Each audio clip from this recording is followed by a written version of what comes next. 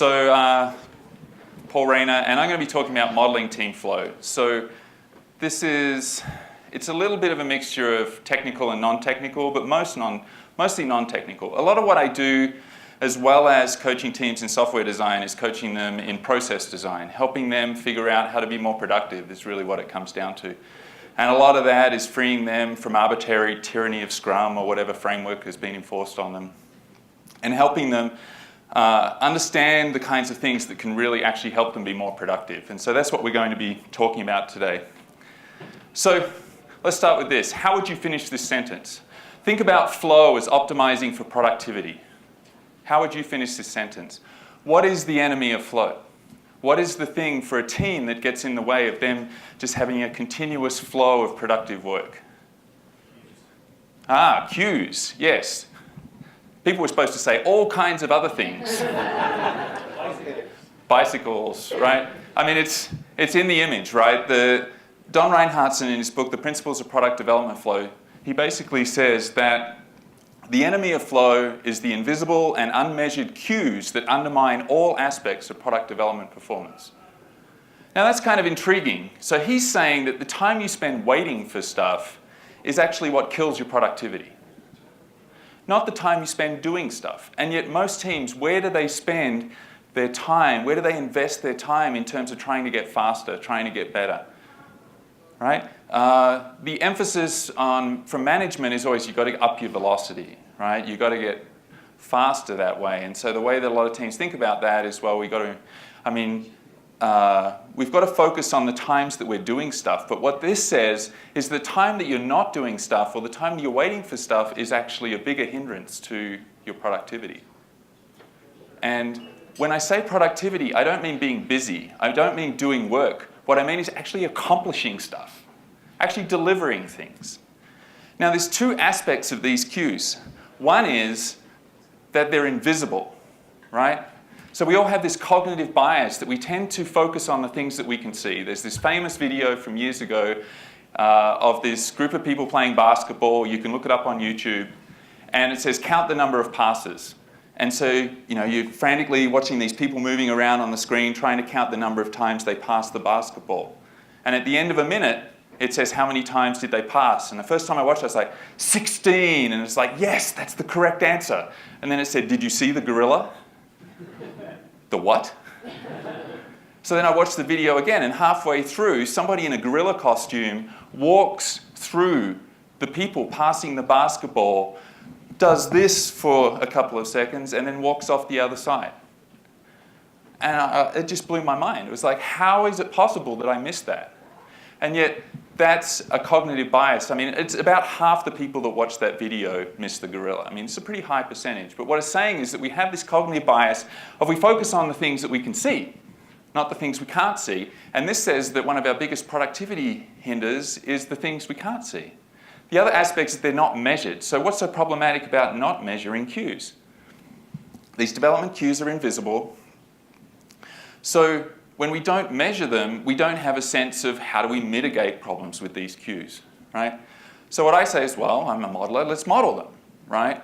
So I've done this with a couple of teams now, is experimenting with the idea of, well, let's just treat this as like any other process that's going on, things happening over time. And so we did a workshop in Paris back in May where we basically had people pair up and work and event storm out their value flow.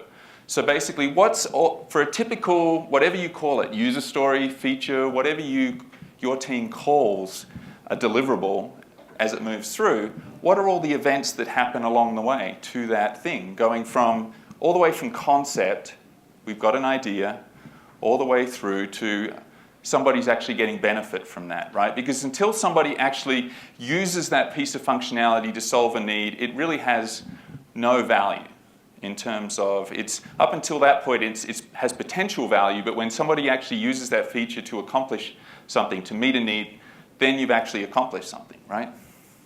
In terms of customer value. So that's the lean perspective of customers pulling value out of the organization, a value stream.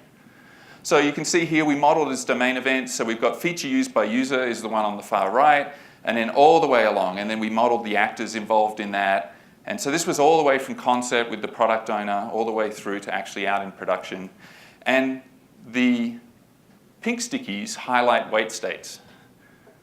Now, when you don't know this process, this is somebody else's process, but it's a little troubling once you start to see how many wait states there really are on here, how pernicious these wait states are.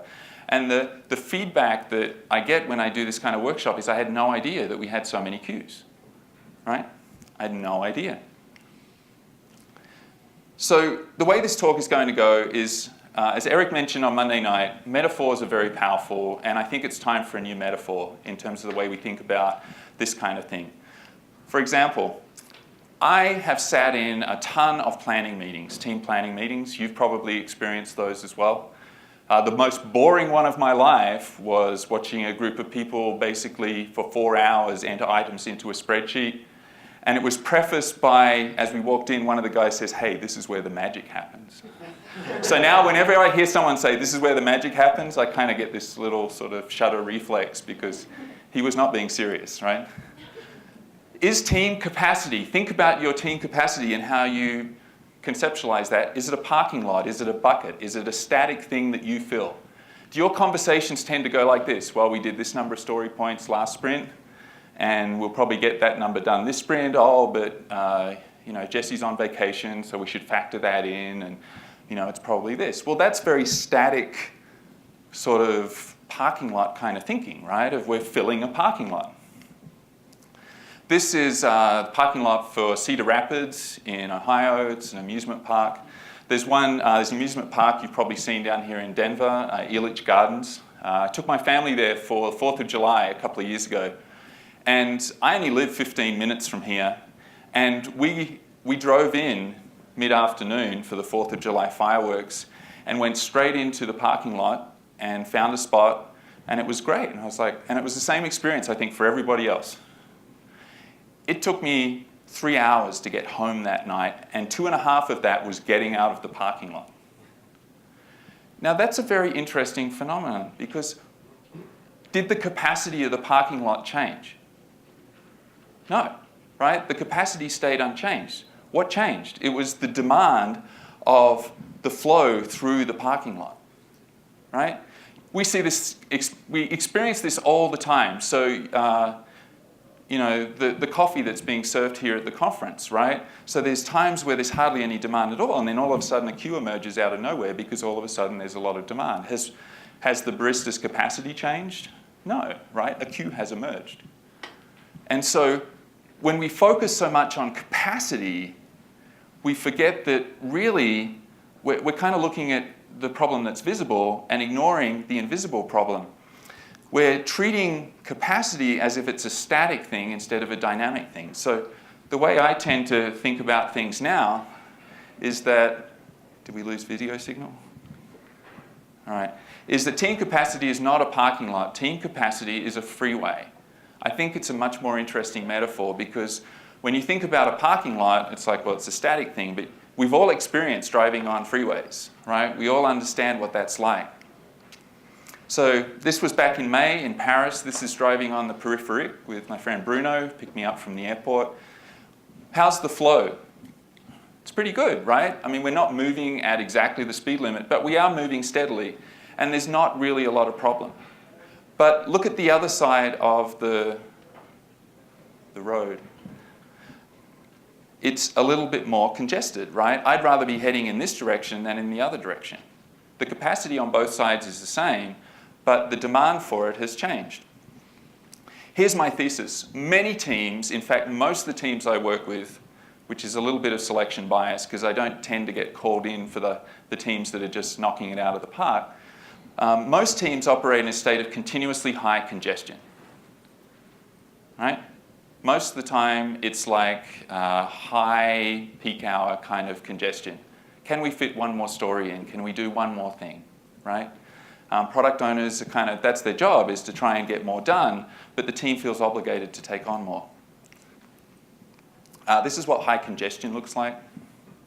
This is coming off 6th Avenue East, heading on to I-25, so it's just basically 10 minutes from here, unless it's peak hour, in which case it's 30 minutes from here. And it's excruciating to watch this video. I mean, picture yourself, here I am, I'm trying to get to where I want to go, and it's just brake lights the whole way.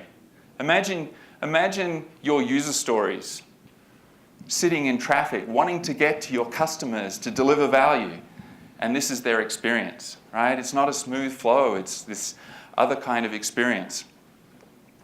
So here's the interesting thing is there's very little difference between high congestion and a parking lot, right? When you have a high congestion situation, like this one in Bangkok, it looks just like a parking lot, which is what we're trying to avoid. So if a team thinks about themselves as a parking lot, what they tend to do is to try to maximize utilization, right? I want to run at full utilization. And often the individual members of the team think that way too, right? The developers have to go as fast as they can, and if the QA can't keep up, that's their problem. We just need more QA, right? However, if you're a freeway, what is your goal, right? It's something very, very different.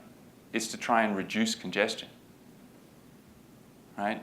It's actually try to maximize flow by reducing congestion. Now, queues are emergent phenomenon. So here's a simulation of a traffic wave that I pulled off the internet. So you imagine a group of cars going around in circle, just a closed system. And at some point, I'm going to introduce just a slight delay just by touching it. Now, you would expect, what would you expect? Well, you would expect that to resolve itself pretty quickly. But it doesn't. We've all experienced this kind of phenomenon, right? These systems, we're involved in a system that provides feedback to itself. And so this traffic wave keeps multiplying. The other thing about queues is not only are they invisible and they're emergent, but they're inevitable. Right? It's not like we can eliminate queues. What I'm saying is you can't eliminate them, not completely, because you get rid of one and it'll pop up somewhere else. But what you're trying to do is actually work with them. So here's another traffic simulation of a closed system. And I'm not going to do anything to this. We've got some trucks and we've got some vehicles, and I'm not going to even touch it, right? It's doing well, it's at a constant speed, constant flow. And then something strange starts to happen. Something very strange starts to happen. A traffic wave forms out of nowhere. We are working in complex adaptive systems that are way more complex than this. This is a very, very simple one. But look at what we have now. We have a parking lot up in the top left. Because of the interaction, because there's a lane, what happens is a vehicle changes lanes, which causes another vehicle to tap its brakes, which causes another one to slow down, and you get the same sort of wave effect. So imagine a team, for example, when somebody goes on vacation for a day. The ripple effect that has on teams, or any kind of disruption that can happen in a complex system. Now, the other thing is that these queues increase cycle time, and by cycle time I mean the time from starting to finishing, right? Just think of it as the number of days. It increases cycle time non-linearly, which is a crazy, crazy thing. All right, so apparently I have an important reminder, so important that it had to interrupt me. So here's just a very simple mathematical graph of wait time using a very standard queuing simulation of constant arrival rate. And what happens in terms of the wait time once you move up to close to, well, see where it becomes really interesting, right? Up until about 75% capacity, it's like everything's great. Wait time is really low, but the moment congestion, the moment utilization gets to a certain point, then wait time skyrockets, right? And if most teams are operating in a level of near maximum utilization, what's going to happen to their ability to respond to things? What's going to happen to their cycle time? It's a non-linear kind of thing. So all that effort that you spend on estimating things is kind of irrelevant because you're actually spending most of your time context switching and waiting for stuff. Here's the other thing that's kind of weird is queues grow faster than we can shrink them. Once again, because of that non-linearity kind of effect. So here's another simulation. This is an open simulation, not a closed one, because we have vehicles coming in and out. And what we have is you have vehicles coming in from the bottom left and merging. And so what happens? Well, a queue starts to build up, a traffic jam starts to build up. And you would think, well, it's just going to clear out really fast. And so the product owner is continuing, the team is continuing to pull in work and pull in more work and pull in more work and pull in more work. And then, oh my goodness, this is the most unproductive team in the company. Oh no, they're starting to get going again. It's got nothing to do with how productive they are, it's how the work is being managed, right? Look how long it's taking to clear that queue out again and then it starts to build up again. So what we're talking about here in terms of freeways is the optimum sweet spot for operating at a freeway is somewhere around 55–60% capacity. And yet teams tend to think they need to operate at close to 100% capacity, right? The moment you start getting over that sweet spot, then the throughput goes down, right? And the average car speed increases, but the throughput goes down. So sweet spot's kind of there. So queues are a leading indicator of longer cycle times and reduced throughput. So what I mean by throughput is how quickly are you able to process value through your system. Think of it as just user stories, right? How quickly are you able to do that? We all know this. You go into a supermarket and you look at all the checkouts and you look at what's in your cart and you make a decision. What do you make a decision based on? Two things, right? How long is the queue and how quickly is it being processed? And you can tell how long it's going to take for you to get processed by guessing how long the queue, because it's a leading indicator. Things like velocity, throughput, cycle time are lagging indicators. By the time you look at those numbers, it's already happened. Whereas queues, you can look ahead and say, oh, there's an issue. Reinertsen says, queues are the root cause of the majority of economic waste in product development. Notice he says economic waste because he's tying it to revenue, right? An economic model, which after all is, yes, we want to deliver value for our customers and everything like that. That's certainly true, but companies are generally in the business of actually increasing revenue. And so paying attention to queues is a critical thing. So the goal is not to eliminate all queues. The goal is to what? Manage and constrain queues. Right? That's what we should be doing. We should be focusing more on these invisible, unmeasured queues and figuring out ways to manage them, to constrain them, to stop them from getting out of control. So in the local supermarket, when the cashiers start to build up, what do? They increase capacity, right? They bring in another cashier. They do other things like self-checkout lines that they build in. They have 15 items or less. There's all these kinds of things that we all understand and use on a daily basis. So the idea is we're trying to reduce the economic cost of these queues. So I mentioned before about batch size. So what we should be doing is not paying attention so much to bottlenecks, which I think is what we tend to do. We should be paying way more attention to batch size and how quickly, how we're able to make things smaller and process them through. Because the problem with the amusement park parking lot was the batch size, right? Small batches getting into the parking lot, giant batches trying to get out all at the same time. So here I am with my family sitting in a Mini Cooper surrounded by SUVs and angry people in pickup trucks for 2 hours. I don't recommend it, right? We know this experience as well when we go to a restaurant, right? If you go at the same time everybody else, you'll be waiting forever for a table, and that makes it harder on the wait staff. When they finally seat you and there's 6 of you at a table, it can overload the kitchen, right? So all this stuff has greater consequences downstream in terms of teams. So if you want to reduce queue size, the most effective way to do that is to reduce the batch size, which is so counterintuitive, but there it is. So small stories. Can we slice our stories smaller? You know, I have one team I've been coaching where they do weekly iterations, which is awesome, right?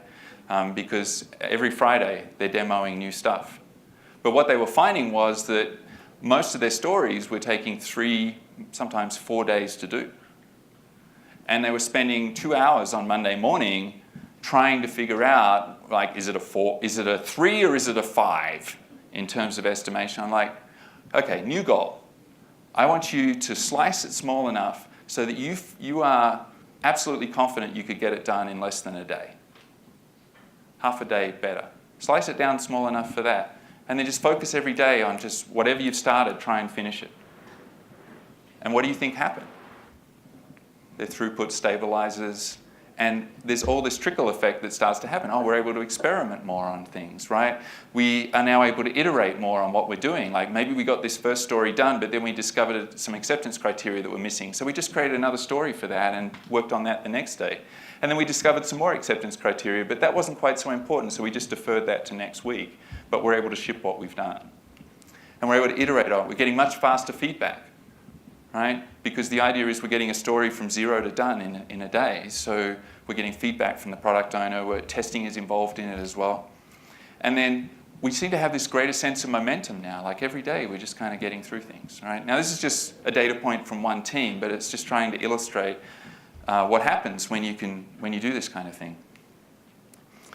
So what do you do when queues start to grow? Well, you have to make quick, forceful interventions, because you saw in the Freeway example, sometimes by the time the queue has built up to something that is really bad, it's too late, because like we said, it takes too long. So you have to be forceful and quick in terms of dealing with these kinds of things, just like they are at the supermarket.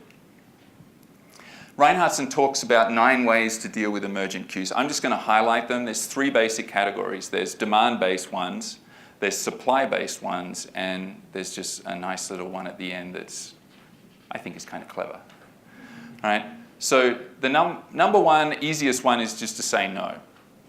Right? Is to have some kind of team rule that says we are at capacity already, and so we're going to block making new commitments. They do this on freeways. If you go up on I-36 corridor, you want to get on the freeway at peak hour, you can't, because there's a traffic light blinking on and off on the on-ramp on a regular basis, which stops people from getting onto the freeway just whenever they want. So it's trying to optimize the whole system by constraining that entry point into the system.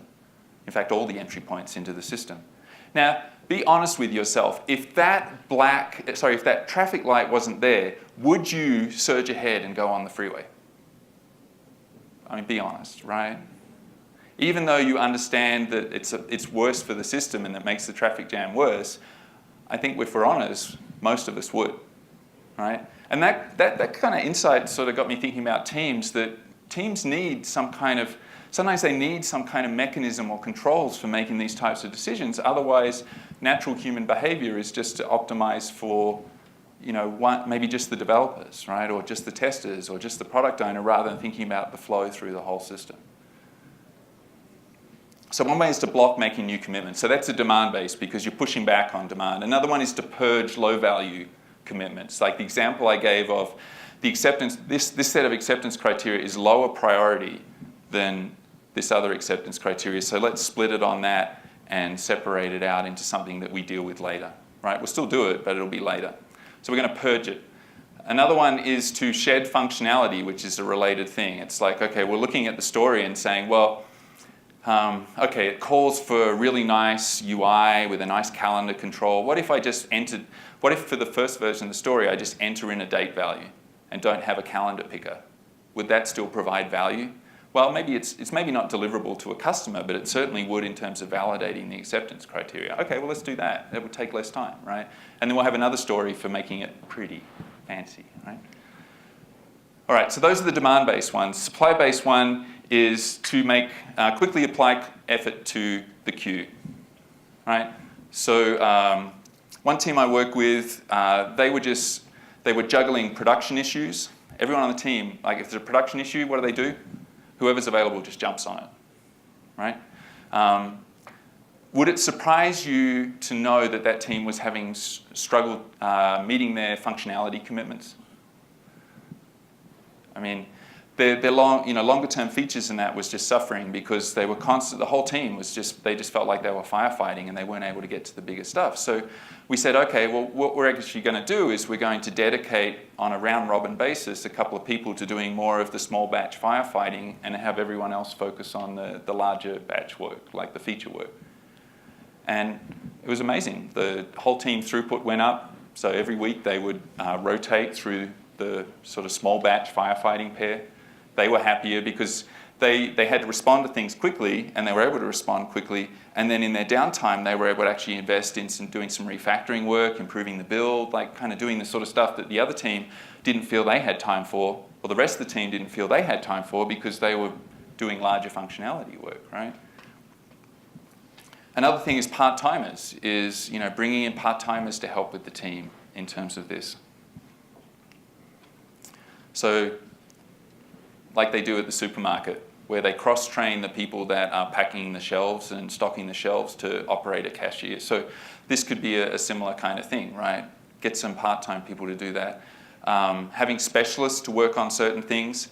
And then you've heard this in the Agile community, the idea of T-shaped people. The idea that you have an area of specialty, but you're also broad, so that you can deal with a broader range of things. So I'm not a tester, but I could cover for somebody else. If the tester is available, I could test somebody else's story. Cross-training at adjacent processes. So I may not be all that great at deploying to Docker, but I could learn enough to be able to do a deployment, to be able to do that kind of stuff. And then as we go, maybe we can invest in some automation for that so that we don't have to do that kind of manual thing anymore, right?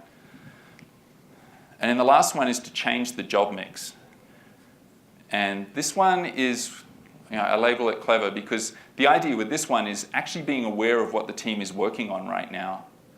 And, so if you've got, let's say that a team is working on both some reporting functionality and they also do some other kind of feature work.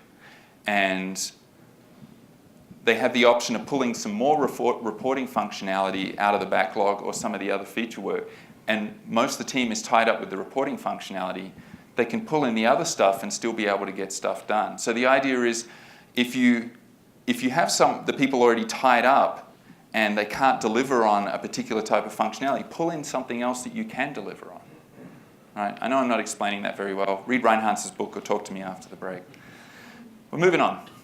So all of this is a little bit of a theoretical background to where I am a frustrated coach, I think, some of the time, because I feel like I'm trying to convince people of things that they don't really understand, and so I don't really have them on board.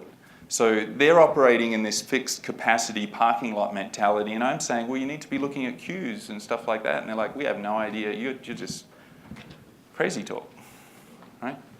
So I thought, well, what could I do? Well, once again, I'm a domain modeler. I write some code. I can get some help in writing some code. What if I could actually provide a visualization of what the team has been doing so they can actually what if I can make the invisible visible, right? Wouldn't that be novel? So for the last year, I've been experimenting with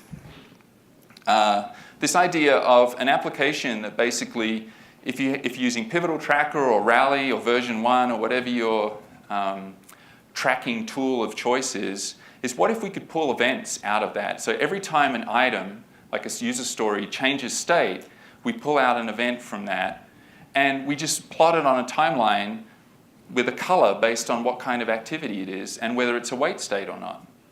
And what if we color all the wait states pink so they stand out, or some other bright kind of color, and then we basically display it using it's a Google visualization, timeline visualization open source framework. And I was like, well, coming in as a coach, I can slurp this data out of whatever tool and actually have kind of this bird's eye view of what's going on. And part of the inspiration for this is I was sitting in a daily stand-up, and well, I guess it was a stand-up. I don't know why I was sitting, but anyway, we were all sitting.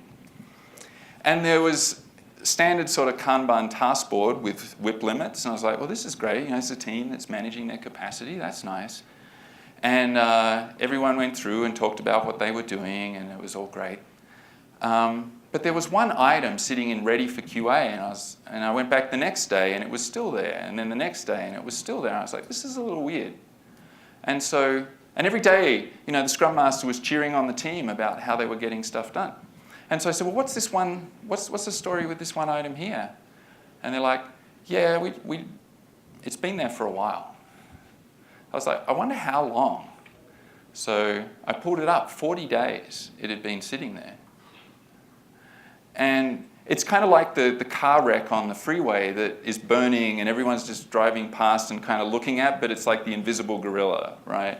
Now, from a flow perspective, that's a bad idea, but there's nothing actually in Kanban in terms of WIP limits that would make that available. So I thought, well, what if I could view the history of an item up until now? And so that's what came about with here.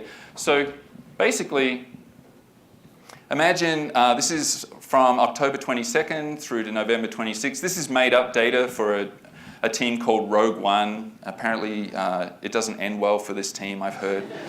But this team is actually not doing too bad, right? But you can see here, like, this item is in development in progress for 10 days. It's sitting in peer review for 8 days, ready for verification. And basically, I'm pulling the data out of some back-end tool where I can see who the owner is. It's Princess Leia, and it was changed by Obi-Wan Kenobi, right? And then it sits in QA verify for 3 days, and then eventually gets accepted by the product owner. It's ready for integration, and then it finally gets merged to integration. And this item here is in progress for 4 days. It moves to QA verify. It's then accepted, and then it got parked. And whatever those states mean for this team, that's not really the thing. But notice, none of these items are blocked at any time. But there are some wait states, right? There are some times that I've highlighted in pink, like ready for verification means it's gone through this hands-on peer review, which I'm really surprised took 8 days, right? So there's probably a hidden queue in there somewhere, right? Because to have something that sits in development for 10 days and then it takes 8 days to peer review it, So there's a hidden queue, an invisible queue inside that peer review state on the board, right? But this is a team that doesn't have a lot of wait states. Now, if we look at another one here,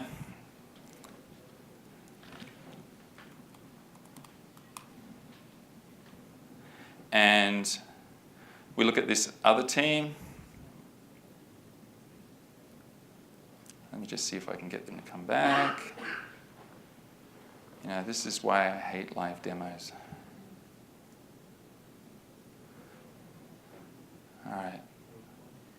Let's go back to Rogue One. Is there anybody there? Okay, we need that kind of cool music again while I'm doing this.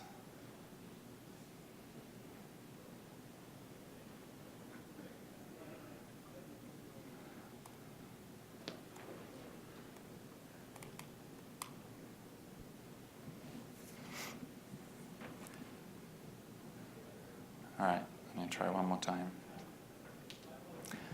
I'll just give that a second because the default in this tool is it'll pull down all the items for all the teams. So it takes a little while to display that in the visualization. There we go. So this is all the items for all the teams. Let's filter it down by the empire. Now, this is one where you can see the team has a bit more of a flow, but there's a few more wait states going on. Now, as I said, that's made up data. Let's pick a different team. This is real team data, but it's all been obfuscated. All right. So, I've changed, like I said, it's obfuscated. So all the things are blocked for the same reason, that they were abducted by aliens. But that's obviously not what really happened.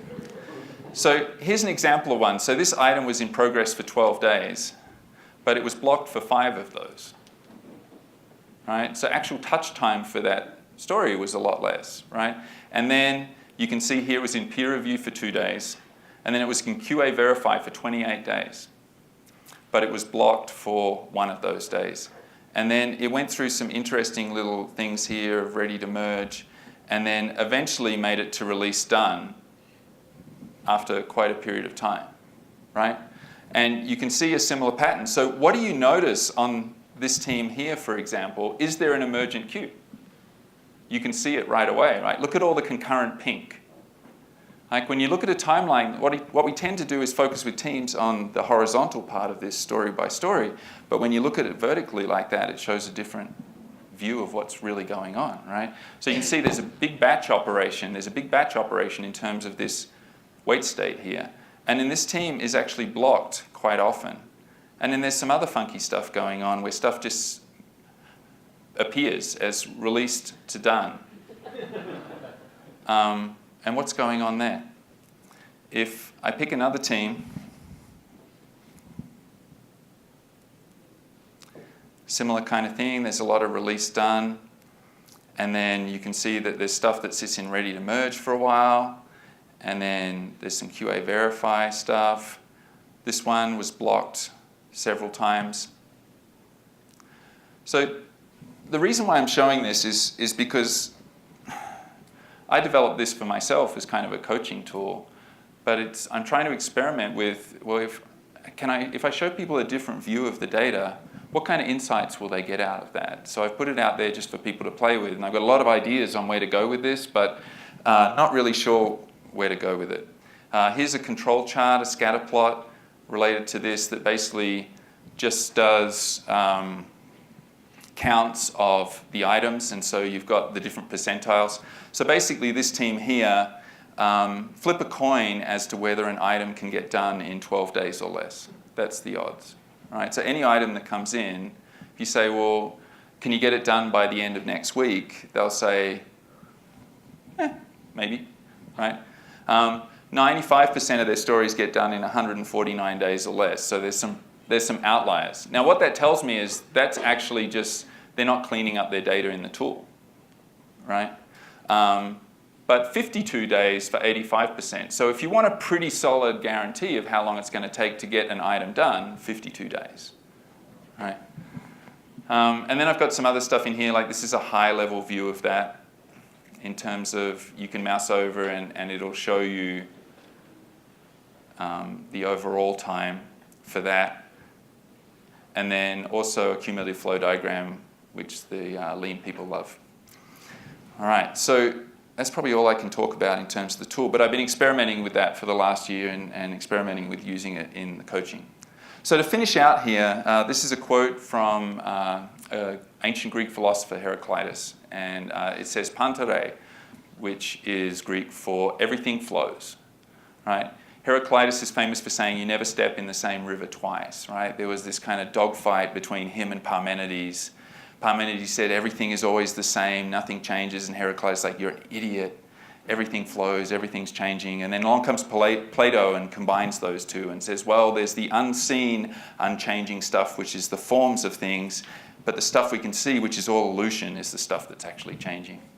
And then Aristotle comes along and kind of upturns that. Anyway, I want you to leave this thinking, this is really, I guess, a couple of things, this talk. One is to kind of get you to think a little differently about capacity and productivity and that type of thing, and provide you a resource to look at and to think about in terms of flow, and then also just to kind of get some feedback from people on the tool and like, where do I go from here?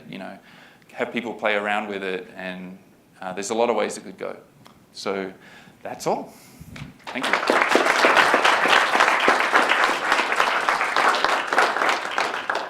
Do we have time for questions, Blair? 5 minutes, all right. So, no questions? No, okay.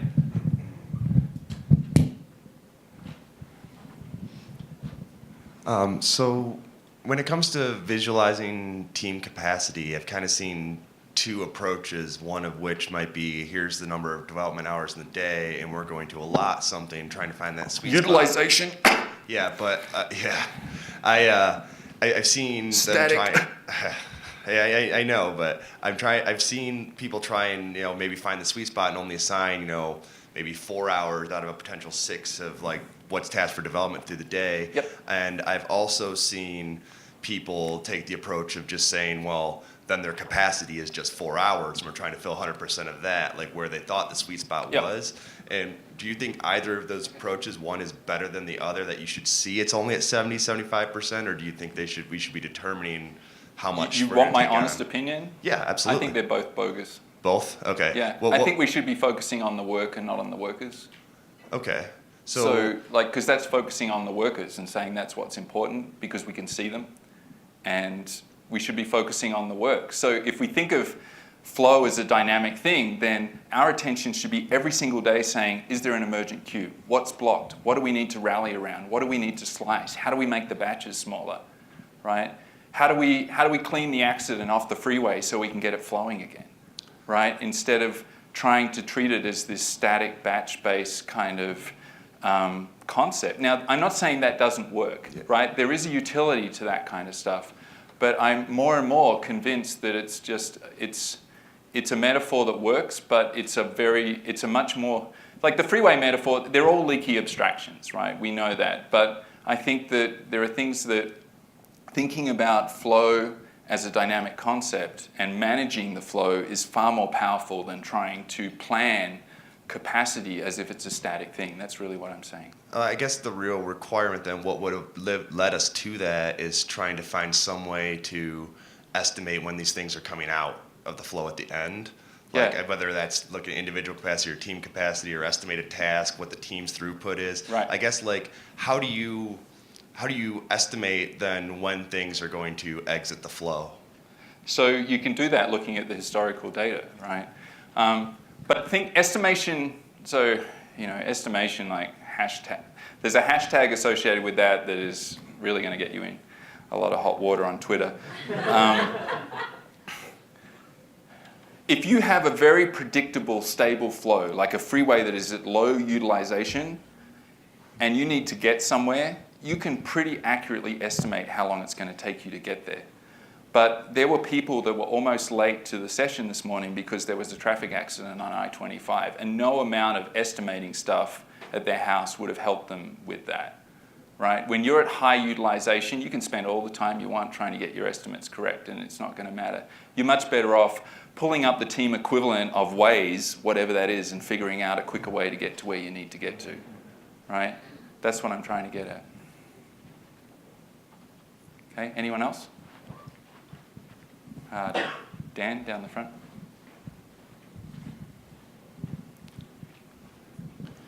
So it just occurred to me, could you use some of these concepts to also really think about wait states for people? I mean, think about like, as you're working over your typical day, you have meetings that interrupt things, and then you have lunch that interrupt things, and you even have water cooler time.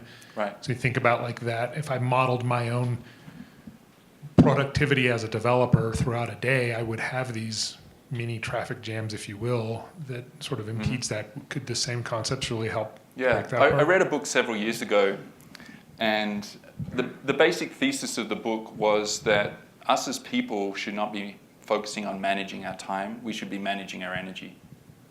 And that completely changed the way, and I've had talks with Matthias about this as well.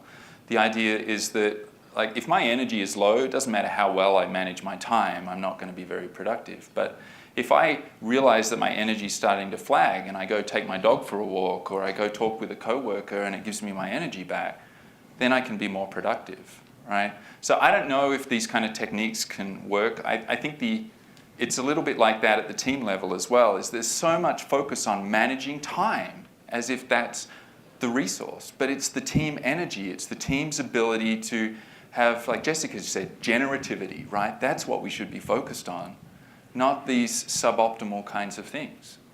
And I very much feel like, that I might be onto something in terms of visualization, but I don't know, right?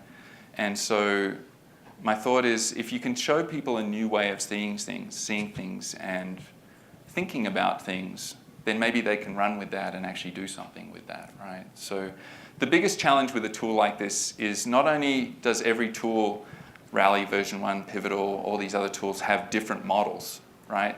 All those models in DDD terms are all upstream from this tool. So what I'm going to have to do at some point, I think, is create some kind of standard API and open host service that people can post events to, and then which basically puts me upstream from everyone else in the context map, so that I don't have to write all the translators for all the anti-corruption layers for everyone's tool, right? So there'll probably have to be some kind of public API. And I should say, so a lot of the development for this tool was actually done in partnership with Dan in the row here. So thank you. Thank you, Dan. And thank you, everyone, for coming. I'm happy to answer questions during the break and through the rest of the conference and via email. So enjoy lunch, I think.